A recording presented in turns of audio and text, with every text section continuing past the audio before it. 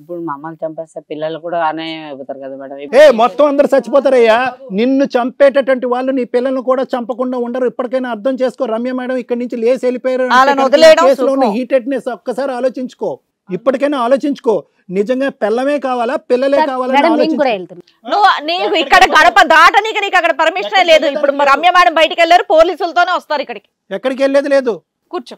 ఇంత ధైర్యంగా ఇంత విచ్చలవిడిగా మాట్లాడుతున్నావు కదా. నువ్వు తేల్చుకోవాలి నవీన్. ఇక్కడ ఇంత భయంకరమైనటువంటి మనుషుల మధ్య నీ పిల్లల్ని పెంచుకుంటూ ఉంచుకుంటాను అనేటటువంటి ఆలోచన చాలా తప్పుడు ఆలోచన. ఇక్కడ నువ్వు కొద్దిగా అవేర్నెస్ రావాలి, నీకు ఒక ఆలోచన రావాలి. సరే సరే అయితే మీరు ఏదైనా న్యాయం చూపించండి సార్. నువ్వు మేడం వెళ్ళారు, అక్కడ ఏం చెప్తారో చూద్దాం. సరే మేడం. కాదు నవీన్, ఇప్పుడు మేం చేయాలి అనేటటువంటిది ఇప్పటికైనా వీళ్ళు అసలు సిసలైనటువంటి రంగులు ఇప్పటికైనా నీకు కనిపించినాయా, లేదంటే ఇంకా ఓదార్పు క్షమాపణ అనేటటువంటి ఆలోచనలోనే ఉన్నావా, క్షమించేటటువంటి దూరంలో ఉన్నావా? ఈరోజు అంత ఇదిగా మాట్లాడినటువంటి అమ్మాయి ఈరోజు మళ్ళీ నీ దగ్గరకు వస్తానన్నా కూడా వద్దు అమ్మ, నిన్ను వద్దు అనే మేము చెప్తాం ఇప్పుడు ఇప్పటికి కూడా. ఎందుకంటే కనుక ఈ పాట ఇప్పుడు వచ్చేటటువంటి మార్పు తాత్కాలికమైనటువంటి మార్పు, పోలీసులు వస్తారేమో అనేటటువంటి భయంతో కూడినటువంటి మార్పు, మన దగ్గరికి రికార్డింగ్స్ ఉన్నాయనేటటువంటి మార్పే. అది ఒక 5-10 minutes మాత్రమే ఉంటుంది. తర్వాత మళ్ళీ నిన్ను చంపేస్తారు. రేపొద్దున పిల్లలు అక్కర్లేదు అనుకుంటే పిల్లల్ని కూడా లేపేస్తారు. సరే సార్, మీరు ఏది చెప్పిన న్యాయం నేను అంగీకరిస్తాను సార్. మేమేం చెప్పినా అది నువ్వు అంగీకరించడానికి రెడీగా ఉన్నా. అది ఇప్పుడు రా, నువ్వు మగాడివి. మేడం రండి. మేడం వచ్చారు సార్. మన ముగ్గురు డిస్కషన్ చేసుకుందాం సార్. యాక్చువల్గా పోలీస్ స్టేషన్కే తీసుకువెళ్లాల్సిన కేసు సార్ ఇది. ఖచ్చితంగా నేను పోలీస్ స్టేషన్లో హ్యాండ్ ఓవర్ చేసి మాట్లాడతాను. నాకు వీళ్ళు బిహేవ్ చేస్తున్న విధానం, ఎంత రెడ్ హ్యాండెడ్గా దొరికిన కేసుల్లో కూడా అంత ఎవిడెన్స్ దొరకడం అనేది జరిగే పని కాదు. మేడం వెళ్ళటం వల్ల మన షోకి వచ్చి వాళ్ళు హెల్ప్ అడిగిన అబ్బాయికి మనం న్యాయం చేయాలి అంటే ఖచ్చితంగా వీళ్ళిద్దరిని పోలీస్ స్టేషన్లో హ్యాండ్ ఓవర్ చేయాలి. మేబీ అనుకుంటారు సార్ ఎవరైనా కానీ అక్రమ సంబంధాలు రెడ్ హ్యాండెడ్గా దొరికాయి, ఏం చేసుకుంటారు చేసుకోండి, ఏం పిక్కుంటారు. ఆడు మాట్లాడుతున్న మాటలు అవి, వాడు ఎంత ఎడిటింగ్ చేసుకుంటున్నారు మనోళ్ళు. అబ్బాయి ఆరోగెన్స్ నేను అసలు తట్టుకోలేకపోతున్నాను సార్. అంత రెడ్ హ్యాండెడ్గా దొరికితే ఈ అబ్బాయికి మనం ఉన్నాం కాబట్టి ఈరోజు ఎవిడెన్స్ దొరికింది. ఇన్ కేస్ అలా లేక ఎంతమంది సూసైడ్ చేసుకుంటున్నారు. వీళ్ళని అలా వదిలేస్తే అబ్బాయిని చంపడానికి, ఇక్కడ నేను అక్రమ సంబంధం గురించి కూడా మాట్లాడట్లా, వీళ్ళకున్న బిహేవియర్కి ఆ పిల్లని చంపేయడానికి రెడీగా ఉన్నారు, పిల్లలు అడ్డు తొలగించుకోవడానికి రెడీగా ఉన్నారు. అమ్మాయి ఎట్లా మాట్లాడుతుందండి. అందుకే నేను ఏదో మళ్ళీ డైరెక్టర్ గారు వచ్చి లేదు మేడం పోలీస్ స్టేషన్ కాదు ఇక్కడ ఏం జరిగిద్దో చూడండి అన్నారని వెనక్కి రావడం తప్ప నేనైతే అసలు వాళ్ళతో మాట్లాడాలని కూడా అనుకోవట్లా. మేబీ అబ్బాయి నాకు ఇక్కడ ఏదో ఒకటి న్యాయం చేయండి madam. Police station madam final గా అబ్బాయి ఉన్నట్టు వాళ్ళతో నాకు సంబంధం లేదు, నాకు ఏదో న్యాయం చేయండి, మీరు వాళ్ళని ఎలా శిక్షించుకుంటే అలా శిక్షించుకోండి, నన్ను నా పిల్లల్ని కాపాడండి, నాకు ఒక దారిని చూపెట్టండి అన్నాడు. అట్లయితే మన నెక్స్ట్ ఎపిసోడ్ అయినాకే మనం నేనైతే పోలీస్ స్టేషన్ లో ఎంత అరగెన్సీగా ఉందండి వాళ్ళది. సార్ నవీన్ సార్కి మీరు చెప్పారట ఒక డెసిషన్ తీసుకున్నానండి అని, ఇంకా భార్య కావాలనుకుంటున్నారా మీరు? వద్దు మేడం, ఇప్పుడు నా పిల్లల్ని నన్ను సేవ్ చేయండి మేడం. నానా నేను పోలీస్ స్టేషన్ దాకా బయలుదేరుతున్నా దాన్ని ఆపి నన్ను వెనక్కి తీసుకొచ్చారు. నీకు నీ అదృష్టం బాగుండి మేము గబక్కుని దొరికాము, విత్ ఎవిడెన్స్ తోటి వీడియో రికార్డింగ్ దొరికింది నీకు. అలా దొరక్క చాలా మంది భర్తలు సూసైడ్సే చేసుకుంటున్నారో, సైకలాజికల్ డిప్రెషన్స్కే వెళ్తున్నారో, లేకపోతే గాలికి తిరుగుతున్నారో, జాబ్స్ పోయి ఎంత అనవసరమైన జీవితాలు సర్వనాశనం అయిపోతున్నాయి ఈ అక్రమ సంబంధాల వల్ల. నీలాగా మాట్లాడుతున్న వాళ్ళు కూడా ఉన్నారు. ఎప్పుడు ఇంత రెడ్ హ్యాండెడ్గా దొరక్కపోతే ఆ అమ్మాయి మా కాళ్ళు పట్టుకొని నీ కాళ్ళు పట్టుకొని నన్ను క్షమించండి ఇంకొకసారి ఈ మిస్టేక్ చెయ్యను అంటే ఇంకో ఛాన్స్ ఇచ్చేవాళ్ళం. ఇంత ఒక్క 1% కూడా అమ్మాయిలో రియలైజేషనే లేదు నాన్న. పిల్లలు కావాలని కూడా అమ్మాయి అడగట్లా, వాడు కావాలని అడుగుతుంది. అలాంటి వాళ్ళని నేను ఎట్లా వదిలేస్తాను? ఇంత స్టేజ్ మీద ఛాలెంజ్ చేస్తున్నారు వాళ్ళిద్దరు.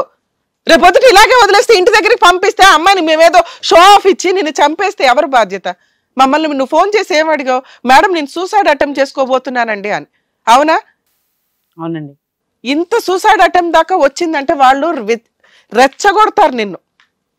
నువ్వు క్రైమ్ అన్నా చెయ్యాలి, నీకు నువ్వు సూసైడ్ చేసుకోనన్నా చచ్చిపోవాలి. ఇదే వాళ్ళు చేసే టార్గెట్.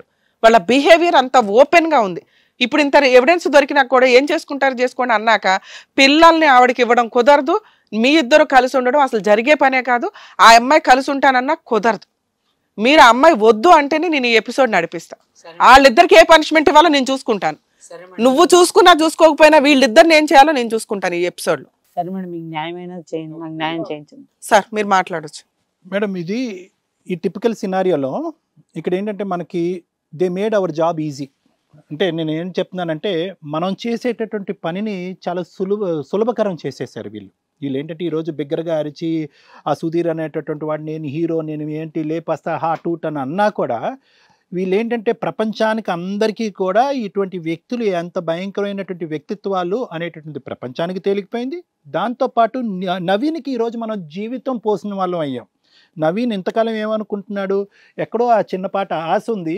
ఆ ఆశ ఏంటంటే మనలాంటి పెద్దవాళ్ళని ఎవరినైనా ఇక్కడ కూర్చోపెట్టి ఆ అమ్మాయిలో ఒక మార్పు తెప్పిస్తే కనుక ఆడపిల్లలకు ఒక తల్లి, నాకు ఒక భార్య, ఈ కుటుంబం సేఫ్గా ఉంటుంది అనేటటువంటి ఆలోచనతో ఉన్నది ఆలోచన. బహుశా ఏంటంటే నేను అది పట్టుకోలేకపోతున్నానేమో, నాకు ఆ ఆధారం దొరకపోవటం వల్ల నా భార్యను మార్చుకోలేనటువంటి పరిస్థితి వల్ల ఈరోజు నేను సూసైడ్ చేసుకోవటం తప్ప ఇంకో దారి లేదనేటుకున్నటువంటి నవీన్కి ఈరోజు మనం ఒక అసలు సిసలైనటువంటి ఒక రంగుని చూపెట్టాం. ఈరోజు సుధీర్ గురించి మనం మాట్లాడక్కర్లేదు మేడం.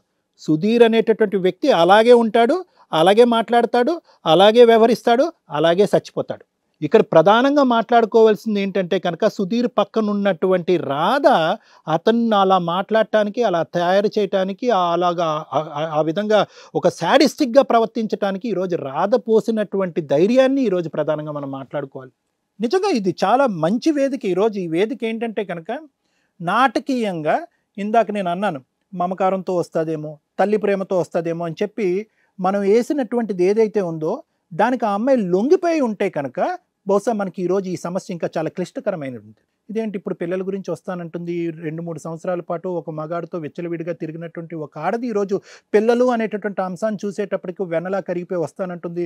అప్పుడు మనకి డైలమా స్టార్ట్ అవుతుంది. నిజంగా వాస్తవానికి ఈవిడ మారిందా, లేదంటే తాత్కాలికంగా ఈ షో వరకే మారి తర్వాత మళ్ళీ తన కర్తను నడుపుతుందా అనేటటువంటి భయం ఉండేది మనకి.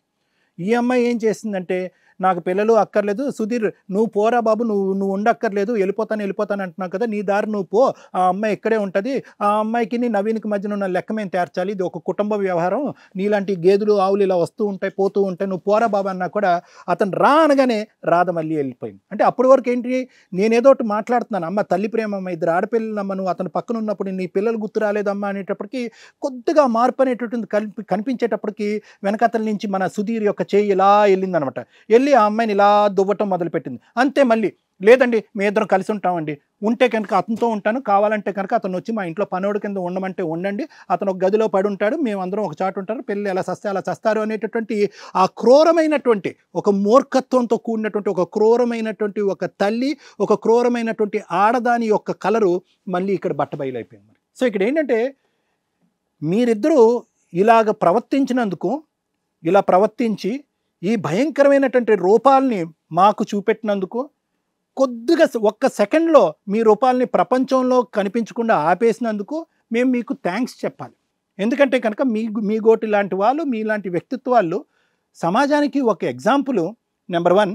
నెంబర్ 2 ఏంటంటే మీలాంటి వ్యక్తిత్వాలతో ఇలాంటి బలిపశువులు ఎవరైనా కూడా ఉంటే కనుక వీళ్ళు వెంటనే తక్షణమే నా భార్య, నా భర్త, నా పిల్లలు అనేటటువంటి ఆలోచన లేకుండా వెంటనే ఒక్కసారి ఇలాంటి నిజస్వరూపాలు కనిపించిన తర్వాత గుడ్ బై చెప్పేయటం అనేటటువంటి మంచిది అనేటటువంటిది ఈరోజు మనకు తెలిసిపోయింది. అంటే ప్రతిదీ కూడా ఒక కౌన్సిలింగ్ ద్వారానో, ఒక లీగల్ వ్యవహారం ద్వారానో కొన్ని అంశాలు మారవు, కొన్ని వ్యక్తిత్వాలు, కొన్ని ఆలోచన శైలులు మారవు అనమాట. ఎందుకంటే మీ జీవితాన్ని మీరే డిజైన్ చేసేసుకుంటారు. ఫైనల్గా మీరు అందరూ వెళ్ళి ఏ గుంతలోనో దుంకి చచ్చిపోతారు, అది వేరే విషయం.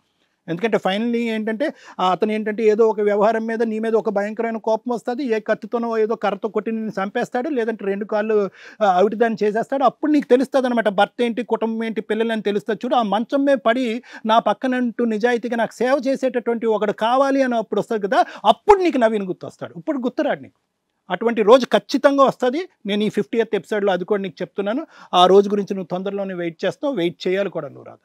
నేనేమి నిన్ను సప్పించటం, నీ మీద ఏడవటం, ఎందుకంటే 99.5% ఇలా అక్రమంగా వెళ్ళేటటువంటి వాళ్ళకి ఫైనల్గా తుది జరిగేటటువంటిది, అల్టిమేట్గా జరిగేది ఇదే. సుధీర్ వ్యవహారం ఆ అబ్బాయి గురించి ఎంత తక్కువ మాట్లాడితే అంత మంచిది.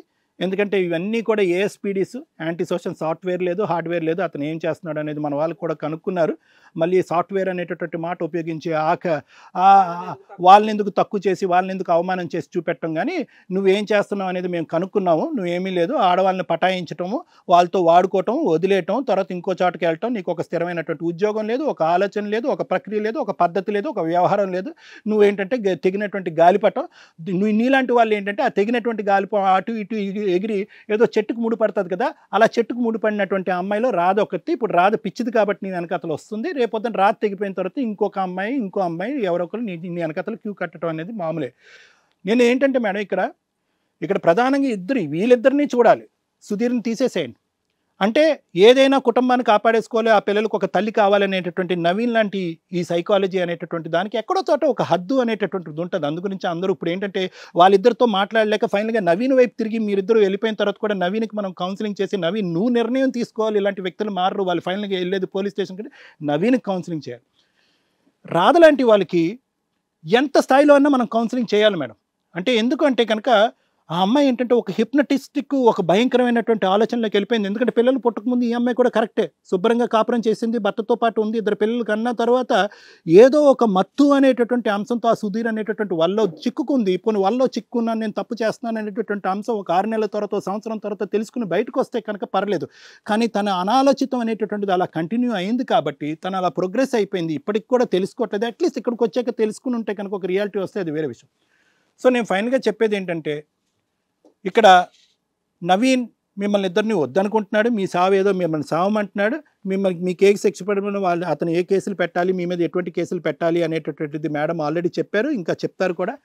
ఫైనల్గా ఏంటంటే నా ఉద్దేశం ఏంటంటే, నవీన్ వెళ్ళి హ్యాపీగా ఇక్కడితో మీ దరిద్రం వదిలిపోయింది, ఇటువంటి మనిషినా నేను కోరుకుంటున్నాను, ఇటువంటి వ్యక్తినా నేను కోరుకుంటున్నాను, ఇటువంటి వ్యక్తి గురించా నేను చచ్చిపోబోయాను అంటే, ఇందాక మేడం రాకపోతే కనుక ఇంకో 5 సెకండ్లో నేను చచ్చిపోతాను అనేటటువంటి నవీన్కి ఈరోజు ఈ ఎపిసోడ్ ద్వారా ఒక ప్రాణం పోసినటువంటి ఇది కథ కాదు జీవితం అనమాట. అది నవీన్కి, వాళ్ళ పిల్లలకి ఒక భవిష్యత్తు, ఒక ప్రాణం పోసినటువంటి ఒక అద్భుతమైనటువంటి ఎపిసోడ్గా మేము పరిగణిస్తున్నాం.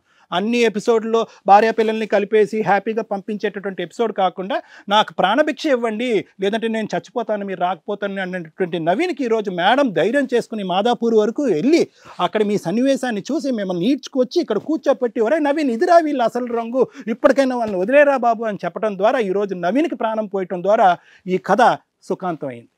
ఆ పిల్లలను కూడా పిలుచుకుంటాను నేను, ఆ పిల్లలను కూడా పిలిపించుకుని నా క్లినిక్ పిలిపించుకుని ఆ పిల్లలకు కూడా నేను కౌన్సిలింగ్ ఇచ్చి, వాళ్ళు రేపొద్దున బలహీనులు అవ్వకుండా ఒక ధైర్యశాస్త్రులతో నిండి ముందుకెళ్ళేటటువంటి భారత పౌరులాగా నేను వాళ్ళని ఈ విధంగా నడిపించడానికి కూడా నేను రెడీగా ఉన్నాను. అద్భుతమైన ఎపిసోడ్ ఇది.